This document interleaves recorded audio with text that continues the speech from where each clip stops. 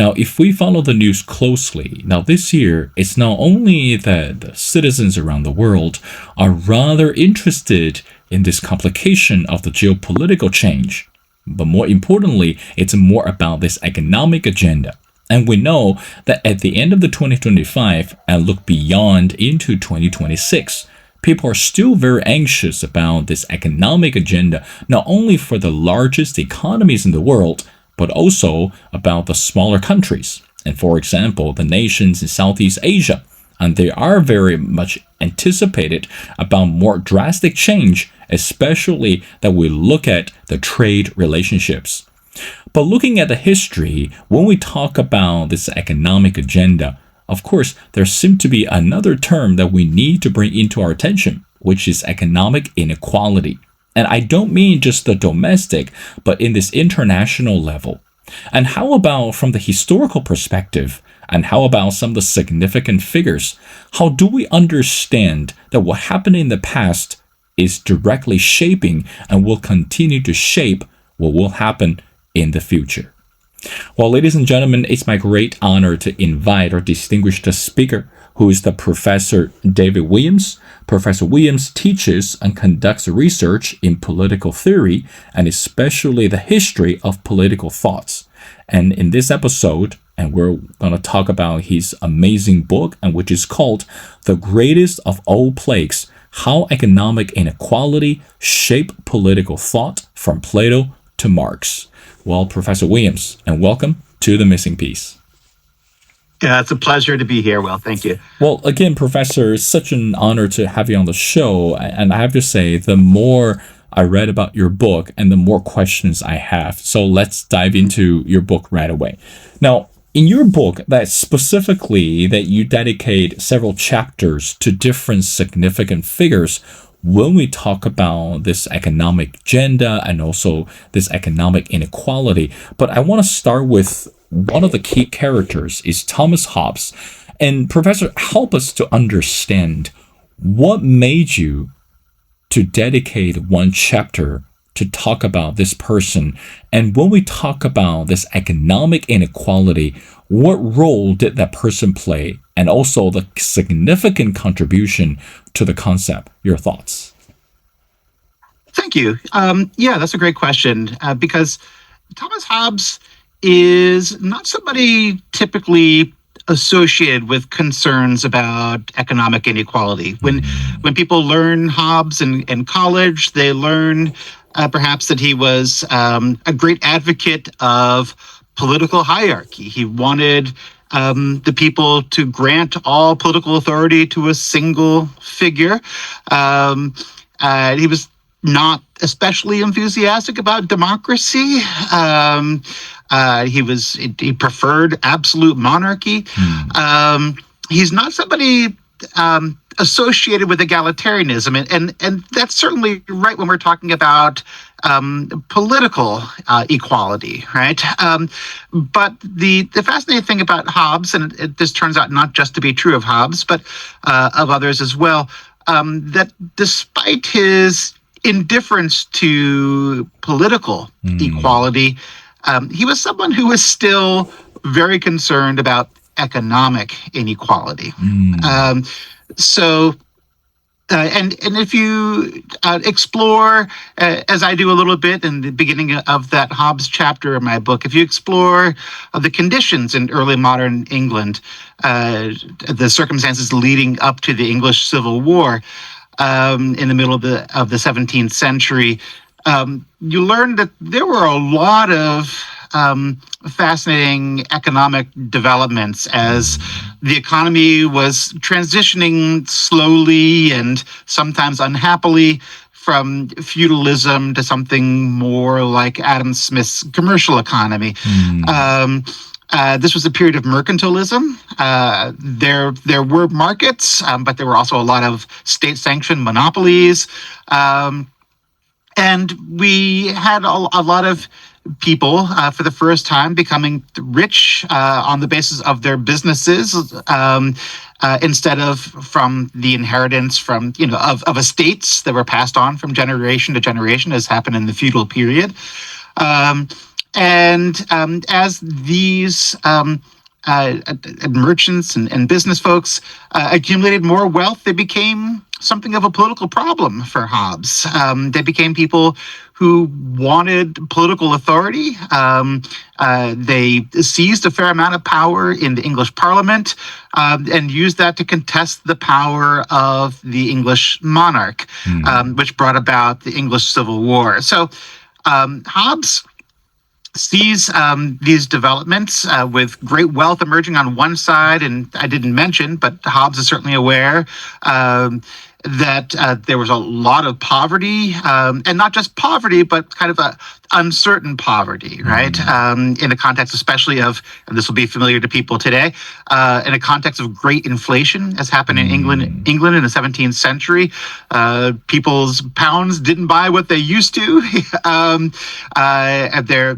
Their financial security was very much in doubt, while other people were getting fabulously rich. And all of these things helped contribute to the English Civil War, which Hobbes describes as, a great cataclysm, and was in fact a great cataclysm. It's one of the most violent and upsetting chapters in English history.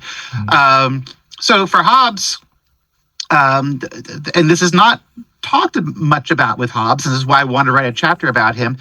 Hobbes thought that one of the great priorities of governments needs to be getting that inequality under control. And if a government isn't doing that, it's not really doing its job, and it's inviting the possibility of political instability and ultimately revolution.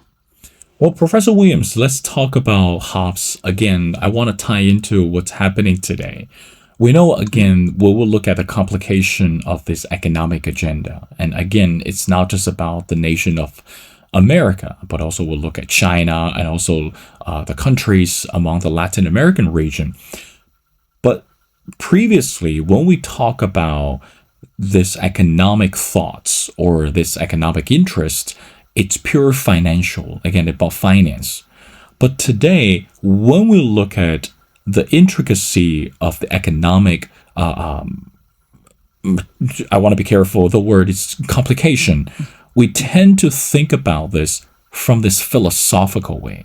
And also, this is something that you wrote and described Thomas Hobbes as well. And this is what you wrote, I quote, Thomas Hobbes, it's among the least egalitarian philosophers in the history of political thoughts. And his politics is premises on the concentration of power, preferably in the hands of solitary figure. So, Professor Williams, from your perspective, how do we understand this correlation between economy and philosophy today? I mean, is it necessary for us to understand some of the foundational knowledge before we can actually bring arguments on the table? What do you say to that? Yeah, that's a great question. And I do think it's very helpful to bring philosophy into the conversation because, a lot of what passes for, civic discourse these days about these matters amounts to a certain amount of emoting, right?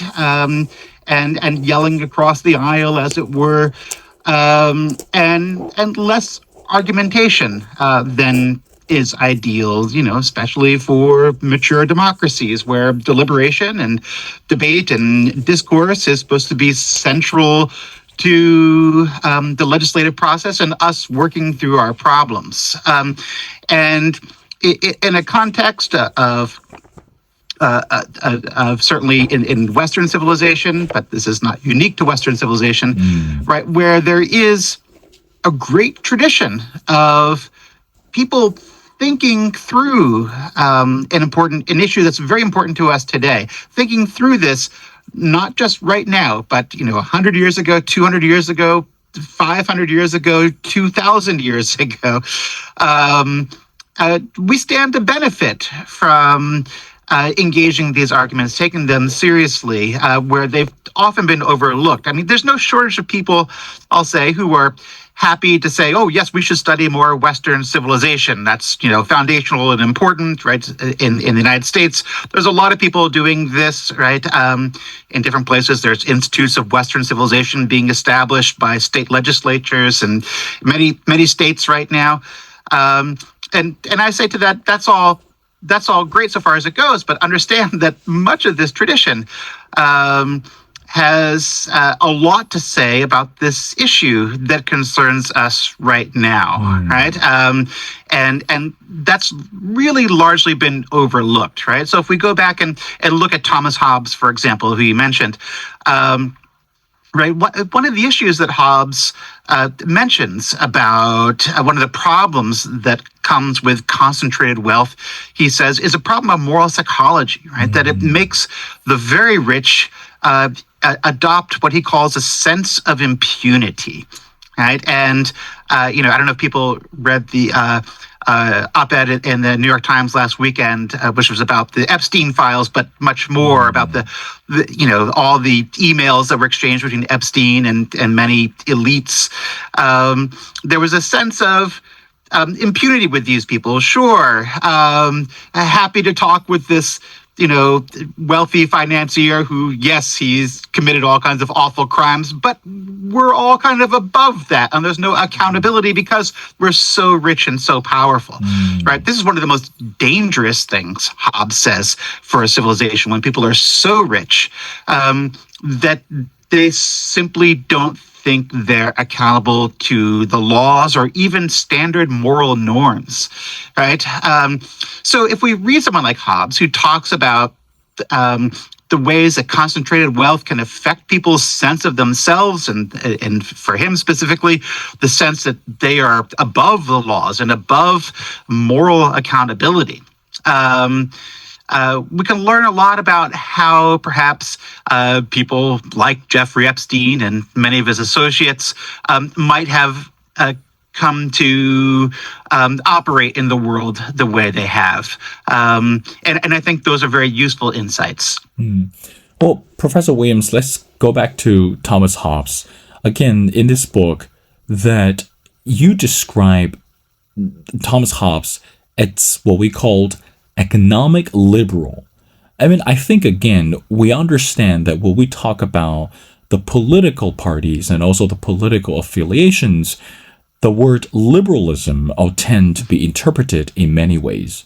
But right now, for someone like Thomas Hobbes, that he's a bit of economic liberal, how do we understand that? Because again, just tying what you said for the previous question, you're right. Right now, we are seeing this wider gap between the rich people and the poor. And also, again, a lot of well-known politicians, and for example, Bernie Sanders, the independent senator for Vermont, he has been one of the strong voices that advocate that we need to shorten the gap, between the wealthy and also the poor. And he's not a believer of rich people. I mean, during numerous occasions that he actively criticized the wealthy, or so he called the economic elites. And also another person I want to bring into our conversation is the newly elected mayor for New York City, Zohran Mamdani. And he is not a believer of wealthy people or rich people. So compare with what Thomas Hobbes believed before, and also with what's happening right now. How do we define economic liberal? And also, we look at Bernie Sanders, we look at Zohran Mamdani. How do we understand the major differences, not just from this economic standpoint, but also from this political aspect? Your thoughts? Sure. So yeah, I do want to make a clarification when you say that Thomas Hobbes was an economic liberal. That's true in a certain sense. I do want to emphasize Hobbes is not generally understood by historians of philosophy as a liberal, right? In the sense of like classical liberalism, right? In the school of, say, a Friedrich Hayek or a Milton Friedman, who believes in open markets and minimal government intervention. Hobbes believes in maximal government intervention.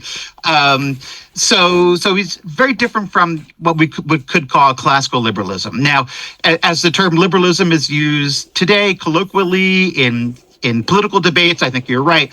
Certainly people like Bernie Sanders and Zohran Mamdani are described as liberals, and I think in this sense they share perhaps some thoughts with Thomas Hobbes. I mean, I think they,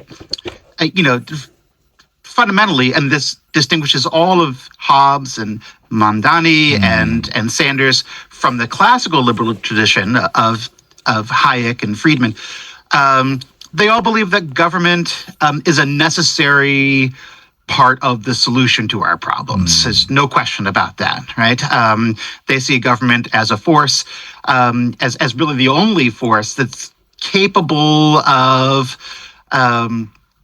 addressing an outsized problem like extreme inequality, right? And so Hobbes very expressly says in Leviathan, again, this is not something people know, even though this is in Hobbes's most famous book, Leviathan, which many undergraduates will read in the course of their education at some point. Hobbes says that it is absolutely necessary for what he calls the Leviathan, the sovereign authority, the government authority, to redistribute property, as he says, for equity and the common good, right? Which means taking money from the rich and giving it to the poor. And yes, I think certainly in spirit there's a good amount of overlap there with Sanders and Mondani. Now, of course, you asked about the political potential political overlap with Sanders and Mondani on the one hand and Hobbes on the other. Of course, right? I think Sanders and Mondani believe in democratic institutions, right? Sanders and Mondani have both described themselves as democratic socialists, right? And they believe that this kind of change, these kinds of laws that they're seeking to foster economic redistribution must come from democratic elections and democratic mandates. Hobbes is just not a big fan of democracies. He says democracy is potentially legitimate, but it's really not his preference. He's very concerned about the kinds of factionalism and contest for authority that can emerge in the context of democracy. He says democracies are very messy and are prone to collapse in on themselves. So in these large political terms, I think there's important differences between Hobbes on the one hand and contemporary democratic socialists on the other. Professor Williams, I want to talk about one more thing before we bring another person into our conversation. Again, just within Thomas Hobbes, this is something also you cover in the chapter, and I want to read it to you. It says, monopolies were rather controversial from the beginning, as potential economic competitors view them as suppressing new economic opportunities. When we talk about the word monopolist today, it's very much different from how we interpret it or how we define in the past. So during the period that when Thomas Hobbes lived, how should we define the existence of monopolies, and why you wrote as a potential economic competitors view them as suppressing new economic opportunities? Again, my major was not in business and my major was not in philosophy, but when it comes to monopoly, it's just as crucial for us to understand about the core of the business value and also the existence of the competition. So how should we understand that from Thomas Hobbes' perspective or in that period? Sure. So, yeah, the monopolies certainly existed in the 17th and 18th centuries in Great Britain, and they were definitely a source of great wealth for some. The thing we need to understand about monopolies in this time period, though, is that they were pretty much all state sanctioned, right? There were laws passed that created these companies, and power was expressly given to people within these companies to run them, to own them, and operate them on behalf of the British government. So That's a little different from, say, in certain respects, from contemporary monopolies. Google was not created expressly by the United States government, or Microsoft was not created expressly by the United States government. While they certainly benefited from, from the United States government in different ways, they were not an express creation of the government. Those are some important differences, and the concern in the 17th and 18th century, and maybe this gives me a chance to say a little bit about Adam Smith. Adam Smith was expressly deeply concerned about monopolies for classically liberal reasons. He thought that these monopolies absolutely suppressed competition, which subdued actually the ability of societies to generate wealth, right? His most famous book, The Wealth of Nations, is about how money is generated, right, for nations, for the whole society. And while monopolies are very good at generating money for a few people who happen to own companies like the East India Company, which is one of the most famous and notorious companies in Britain, they didn't necessarily generate the kind of social wealth that he thought free markets were capable of, which is why he made his case for capitalism. Professor Williams, I want to talk about another figure that you cover in the book, which is rather well known, not only in this economic sense, but also particularly from this political standpoint. It's Karl Marx. I mean, why? Why Karl Marx? When we talk about economic inequality, again, this is you wrote a significant amount of content on this person, especially regarding the concept of middle class. Talk about this demand during the Industrial Revolution and etc. So again, but why Karl Marx? What was the significance of that person when we talk about economic inequality and also this political theory? Your thoughts? Sure, thank you. My smirky answer is that Marx is in there because my editor insisted I have a chapter on Marx. My original plan was not to write on Marx. I thought, well, there's such a massive literature on Marx. That's right. The last thing anybody needs is to get my take on Marx. There's plenty out there in the world. But my editor said, no, really think about it. I mean, and his reasons for me encouraging me to write a chapter on Marx goes some way to answering your question. He said, look, Marx is, most famously, of all the philosophers concerned about inequality, people will be expecting you to address Marx in this book, and that was persuasive to me. So let me talk about how Marx is relevant to these questions a little bit, and justify my editor's instincts, perhaps. And maybe I'll take your cue to talk about the middle class. Of course. Which is, I think, of increasing interest to people in 21st century modern economies, right? So, yeah, I mean, one entry point into thinking with Marx about capitalism is thinking about what happens to the middle class, right? And when we think about the middle class casually, we might, I think about, the myriad small businesses that existed in my hometown, the hardware store, the privately owned grocery store in town, right? The privately owned drugstore, right? All of these were in my little town in rural New York where I grew up.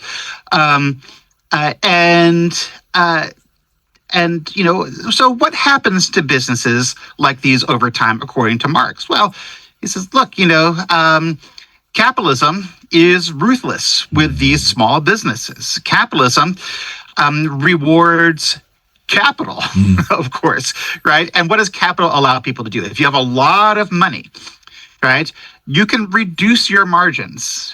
You can move your grocery store into town in the same town with Mr. Pelosi, who owned a small grocery store in my town,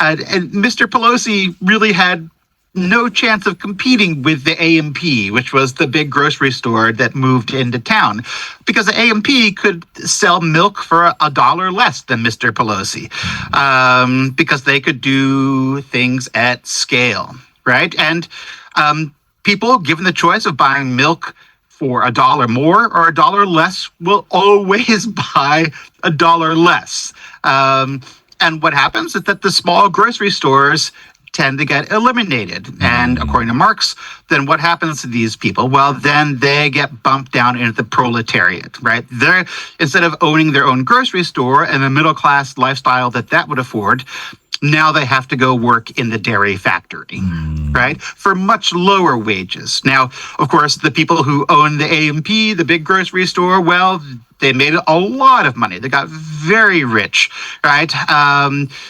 So these small businesses tend to get eliminated. And what you get are a few extremely rich people on the one hand, and then a lot of people who formerly had respectable businesses and shops, who now can't afford to do that, and they have to either work as cashiers at the A&P or in the dairy factory for much lower wages. So the middle class is targeted and eliminated in capitalism over time. And Marx says, he's certainly seeing this in the 19th century, but we still see this today, right?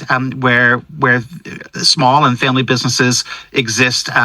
They struggle with the Walmarts and the Amazons and all the larger businesses that have the astonishing benefits of massive capital. Well, Professor Williams, I have two more questions before letting you go. Let's talk about technology. Again, I want to borrow a famous quote from one of the well-known philosophers in this technological world, Elon Musk. Elon Musk once said that in the near future, all the jobs will be challenged and replaced by AI. So today, when we look at this economic inequality, we'll look at this wider gap. Again, as you mentioned before, the middle class and the top tier. How much can we expect regarding this technological interruption from AI? And when we look at this economic agenda, and again, going back to all the people that you cover in the book, Adam Smith, Thomas Hobbes, Karl Marx, even you borrowed mentioned the New Testament. So putting everything together, what can we expect in the near future, 2026, 27, 28? What's going to happen to the market, and what's going to happen to this integration between political thoughts and also this economic interest? What do you say to that? Do you have a couple hours for this? Because there's a lot to say. I have all day long.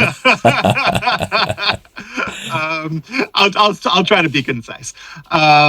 Sure. I think AI is kind of the new frontier of concerns about inequality. Right. And I don't doubt at all that people like Elon Musk and Sam Altman and Mark Zuckerberg and other purveyors of AI have every intention of using AI to replace human labor. Right. Because that's where the money is, right? If you can sell this technology to businesses so they can eliminate jobs, they get higher profits, and of course, the rich people get richer. Now, I want to say, putting my professor hat, my teacher hat on, I do think, and I do think that this technology's benefits are being oversold. I'm not convinced, given the student essays I've had to read that have been generated by AI. I do not think that AI will give us a better product. But here's maybe some place where we can learn from Marx and also John Stuart Mill, who I have a chapter on in my book as well. They were both living in Britain in the 19th century in the context of the Industrial Revolution. And this gets to the question of quality of the product, right? So even if AI is not generating high quality thinking, it resembles thinking in the same way in the 19th century, as Mill and Marx both talk about, that companies, I was talking about milk before. We can talk about milk again. In the 19th century, a lot of companies, in the search to sell cheaper milk, right, to get a bigger share of the market, started putting plaster and other things in the milk. It was called filled milk. It was a well-known phenomenon. It made the milk, unhealthy and borderline toxic for consumers, right? But because the prices were so cheap, a lot of consumers were like, "Hey, it's cheap milk. I'm going to buy it," right? And it made a lot of people sick. There's a lot of rickets, of course, in the 19th century that emerged from this because children were not getting the actual nutrients from the milk that they expected. And I think, there's going to be, similar issues that emerge, right, as companies, start to rely more on AI. They're going to get a substandard product, less than I think what a competent human being can give us much of the time. But the promise of being able to deliver this at a lower cost than human labor will be very alluring to people. So now, of course, the larger and long-range issue that really concerns inequality here, of course, is, well, what happens to these people whose labor is displaced by AI, right? And this is going to be very interesting because so often technology has displaced what people call blue-collar jobs, Right. blue-collar laborers. That's right. This technology is really the first with the potential to have profound effects on white-collar labor. Lawyers, teachers, doctors, and in many fields. What becomes of these people if they start experiencing mass layoffs? And I can't really say for sure, but I think if we draw on history, right? What happened, draw on the French Revolution, for example. What happens if you have a large dissatisfied class of well-educated people? Well, in the French Revolution, they started chopping off heads, and I'm not advocating chopping off heads at all. But this never, the right answer to a problem. But what does history tell us that well-educated people do when they feel things have been rigged against them, right? They get angry, right? And this is, of course, an enduring theme from the beginning of economic inequality, right? In my very first pages of this book, I talk about inequality even before Plato, going back, 600, 800 before the Common Era, right, when Sparta and Athens experienced crises of inequality. And those crises involved a good deal of concern about inequality, a good deal of concern specifically about political violence. Because inequality has often been one of the major factors in political conflict. Well, Professor Williams, I want to wrap up our conversation by asking you the last question. Again, such an amazing book. It's called The Greatest of All Plagues: How Economic Inequality Shaped Political Thought from Plato to Marx. There you go. That's the book. What would you expect the readers to understand when we finish reading the last chapter of this book? Again, going back to what I said before, from Plato to Adams, and also Adam Smith, and to Thomas Hobbes, and all the way to Karl Marx. So what are your simple expectations for the readers, especially today we continue to follow this ongoing political, social, economic changes or economic uncertainty? Your final thoughts. Sure. They should know from reading this book that what we're experiencing with expanding inequality today is not new, right? This has happened repeatedly throughout recorded history, right? And indeed, there are books that even get into this before recorded history has gone on forever, right? So that's one thing. But the second thing is that they should know it's never been simply accepted, right? That the people often regarded by subsequent history as the smartest people of their generations, the most insightful and important thinkers. So many of them have looked at that inequality and said, hold on, time out, right? This is a problem, right?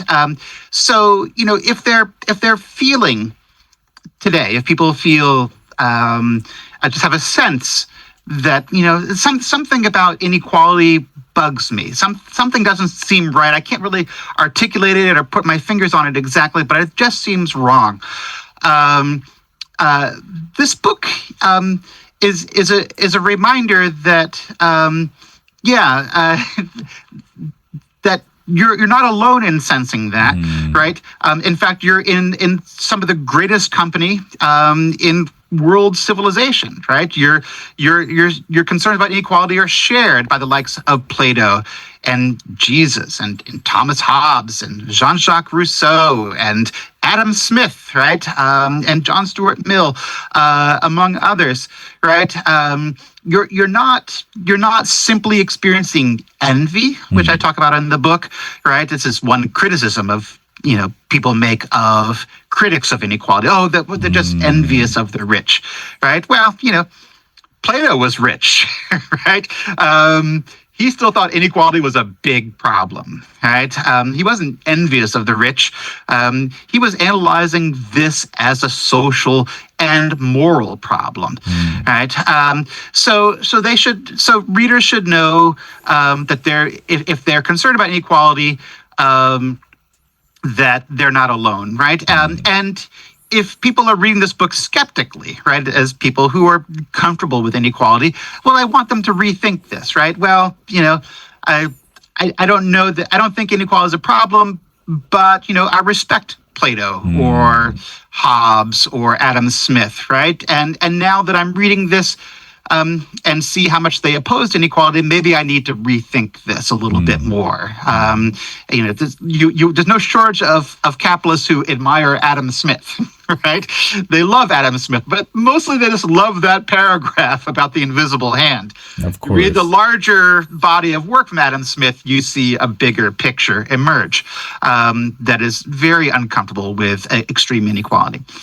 So there's that. And then maybe a final takeaway for readers is to know that that these thinkers not only thought inequality was problematic, they thought there were concrete things that we could and should be doing about it. And in each chapter, I go through the various proposals these thinkers had for addressing this. I don't argue that any of these specifically should be what we need to do today as we're addressing inequality. But they certainly give us a large tableau of ideas to consider and measures that can inspire us as we're confronting inequality in our own midst. Well, I mean, again, Professor Williams, it's not a simple conversation when we talk about economic inequality. And regardless, again, the people that you cover in the book, and also we look at the voices from all spectrums. I mean, again, that's what make it interesting, and that's what make it really challenging. It's we keep the ball rolling and we keep the conversation going. Well, again, ladies and gentlemen, it's such an honor to speak to Professor David Williams. Again, Professor Williams teaches and conducts research in political theory, especially the history of the political thoughts. And I strongly encourage everyone to check out his amazing book. It's called The Greatest of All Plagues: How Economic Inequality Shaped Political Thoughts from Plato to Marx. Well, again, Professor Williams, thank you so much for your time. It's been a pleasure. We'd love to have you back on the show as we continue to pay attention to the economic and the global affairs. So thank you so much for doing this.